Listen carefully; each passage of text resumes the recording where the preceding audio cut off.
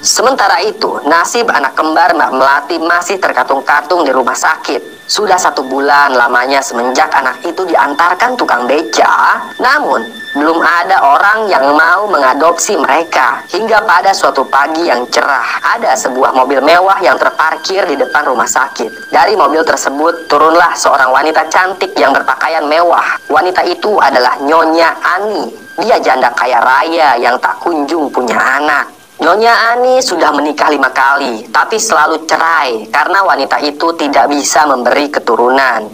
Setelah berpikir keras dan melalui pertimbangan yang cukup lama, akhirnya Nyonya Ani memutuskan untuk tidak lagi menikah. Namun dia mau mengadopsi anak agar hidupnya tidak kesepian. Nyonya Ani kala itu dapat kabar dari salah satu kawannya yang bekerja sebagai dokter di rumah sakit. Katanya ada 2 orang anak kembar yang siap diadopsi. Nyonya Ani tertarik untuk melihat kedua anak kembar itu. Selamat siang, ada yang dapat kami bantu? Sapa resepsionis saat Nyonya Ani memasuki ruang lobi rumah sakit. Saya mau lihat anak yang siap diadopsi, ucap Nyonya Ani dengan sangat ramah. Oh silahkan Bu, mari saya antar, kata petugas resepsionis. Nyonya Ani berjalan menyusuri koridor rumah sakit, hingga sampailah dia di ruangan bayi. Kemudian wanita itu masuk ke dalam ruangan tersebut. Ini bayi kembarnya Bu, ucap petugas resepsionis. Tak lama kemudian ada dokter yang mendekat. Dia adalah kawannya Nyonya Ani. Bagaimana? Kau jatuh cinta sama mereka? Ucap dokter itu.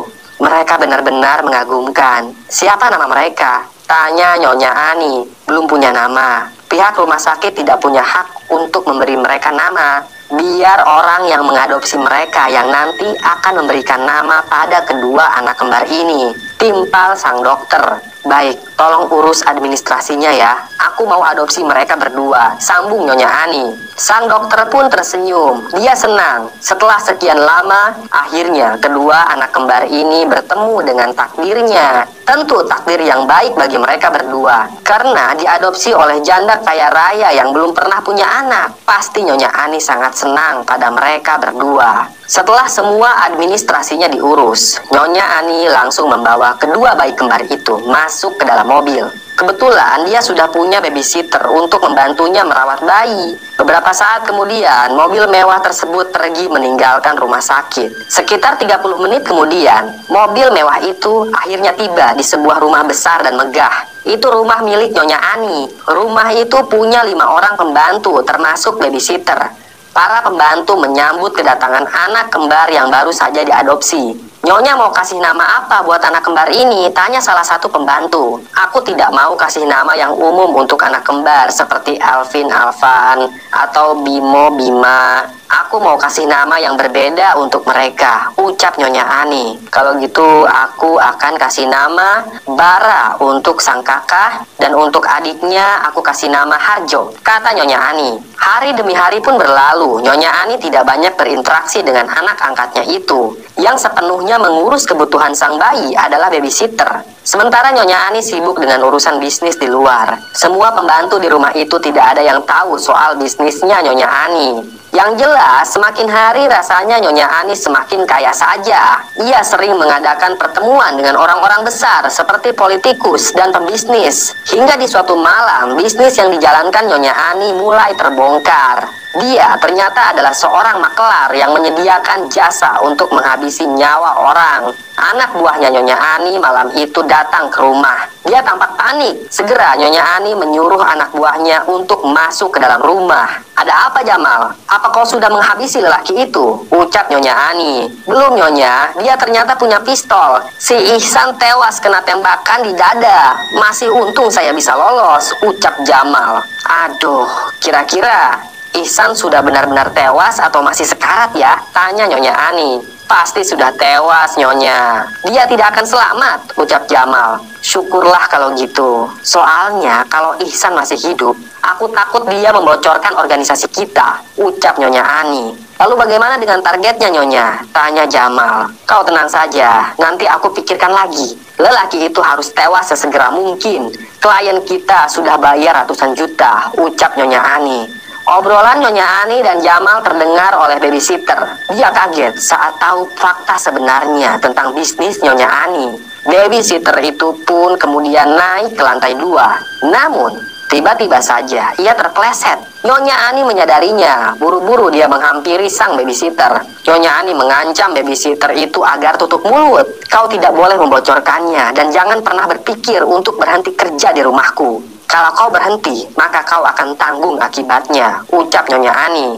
Tampak babysitter itu ketakutan mendengar ancaman Nyonya Ani. Ampun Nyonya, saya janji akan turuti apa kata Nyonya, ucap babysitter sambil memasang wajah ketakutan. Setelah itu, Nyonya menyuruh babysitter untuk masuk ke dalam kamarnya. Malam itu benar-benar kacau. Baru kali ini ada pembantu yang berani menguping pembicaraan Nyonya Ani. Nyonya, sebaiknya kita habisi saja babysitter itu. Terlalu berisiko kalau kita biarkan dia hidup, kata Jamal. Jangan, dia adalah babysitter untuk anak-anakku. Aku yakin dia tidak akan berani bongkar rahasia ini, ucap Nyonya Ani. Baik Nyonya kalau gitu, saya pamit pulang ya, ucap Jamal. Dia pun pergi meninggalkan rumah Nyonya Ani. Keesokan harinya, target Nyonya Ani sudah tewas. Wanita itu benar-benar gerak cepat. Dia punya banyak anak buah rahasia yang bisa menghabisi nyawa orang dalam waktu yang sangat singkat. Selama bertahun-tahun, organisasi rahasia itu tidak pernah terbongkar oleh polisi. Singkat cerita, 20 tahun kemudian, kedua anak angkatnya Nyonya Ani sudah tumbuh dewasa. Uniknya, Bara dan Harjo tidak pernah mengenyam pendidikan konvensional atau pendidikan umum.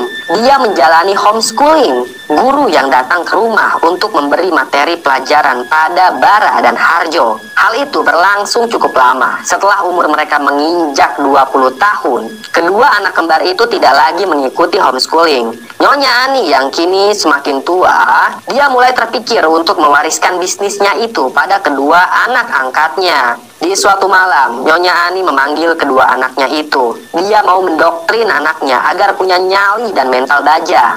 Nah, Mama sekarang sudah semakin tua. Mungkin ini saatnya Mama mulai jujur ke kalian soal bisnis yang Mama jalani selama ini, ucap Nyonya Ani. Bara dan Harjo duduk di atas sofa besar berwarna merah. Mereka mendengarkan kata demi kata yang keluar dari mulut Nyonya Ani dengan seksama. Sebenarnya Mama punya organisasi rahasia. Tugasnya untuk menghabisi nyawa manusia, ucap Nyonya Ani. Mendengar perkataan itu, Bara dan Harjo sangat kaget. Wajah mereka mulai tegang. Nyonya Ani kemudian mengeluarkan tumpukan foto dari dalam laci. Dia meletakkan foto-foto itu di atas meja. Penampakan dalam foto sangat mengerikan. Harjo dan Bara tidak bisa berkata apa-apa. Setiap bulan ada klien yang minta organisasi Mamah untuk menghabisi seseorang. Bayarannya ratusan juta. Kalian harus mulai terjun ke bisnis Mamah, ucap Nyonya Ani. Bara pun tersenyum. Tampaknya dia mulai tertarik dengan bisnis yang selama ini dirahasiakan oleh mamahnya itu. Lain halnya dengan Harjo. Wajahnya masih tegang dan seperti tidak mau terima kenyataan kalau mamahnya punya bisnis yang sangat mengerikan. Foto itu adalah potret korban yang menjadi targetnya Nyonya Ani. Tapi sebelum kalian memimpin usaha mamah, kalian harus dilatih terlebih dahulu, ucap Nyonya Ani. Itu artinya? Tanya Harjo. Ya, kalian akan ikut bersama anak buahnya Mamah untuk menghabisi nyawa target, ucap Nyonya Ani. Bara dan Harjo manut saja apa kata mamahnya itu. Mereka harus memberanikan diri untuk melakukannya. Keesokan harinya, Bara dan Harjo ikut bersama anak buahnya Nyonya Ani. Target mereka bukanlah orang sembarangan. Untuk itu, Nyonya Ani mengirim 4 orang termasuk Bara dan Harjo untuk melumpuhkan sang target. Mereka berangkat ke lokasi menggunakan mobil sedan warna hitam, lalu melintasi jalanan yang amat sepi. Hingga tibalah mereka di sebuah rumah besar bercat putih. Itu adalah rumah seorang pengusaha. Mungkin saja sang pengusaha itu ada masalah dengan kliennya Nyonya Ani. Turun di sini saja, ucap lelaki berambut keriting. Segera mereka turun dari mobil dan langsung mengenakan cupluk warna hitam. Ingat kata Nyonya, kalau ada sesuatu yang terjadi pada kita, jangan sampai kita bocorkan rahasia organisasi. Jaga nama baik Nyonya, ucap si lelaki berambut keriting. Dia adalah pemimpin dalam misi tersebut. Semua mengangguk. Mereka pun memanjat pagar tembok dan masuk ke dalam rumah sang target melalui jendela. Malam itu misi berhasil dijalankan dengan sukses. Mereka menyerang si pengusaha saat ia sedang tidur pulas. Si pengusaha itu pun terkapar tak bernyawa. Segera mereka keluar dari rumah itu dan pergi begitu saja. Lalu keesokan harinya, kabar buruk tentang meninggalnya sang pengusaha tersebar luas di media massa. Nyonya Ani sangat puas dengan kinerja kedua anaknya itu. Kelak, merekalah yang akan menjadi pemimpin organisasi. Ya, Bara dan Harjo, mereka punya bakat dan insting yang sangat mengerikan. Selesai.